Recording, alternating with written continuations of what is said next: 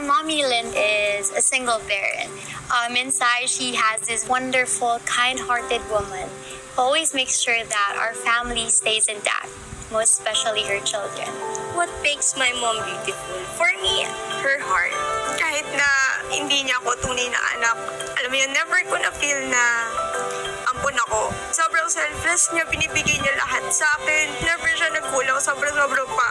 Well, what my mom has taught me is that beauty, it is not just physically. If you are kind, if you have the right intentions, if you know how to love, that is beauty on its purest. Mom, actually want to thank you for being strong for us. I'm thankful kasi those times wala yung dad mo.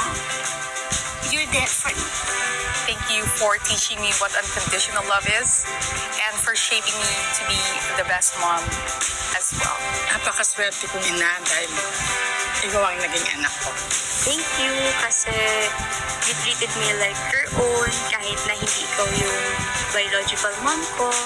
Minahal mo ko na parang totoong anak mo. Gusto ko magpasalamat sa'yo, anak. Kasi kung wala ka, hindi ko na-experience maging mother. Na-experience kong ma-celebrate ang Mother's Day nang dahil sa'yo.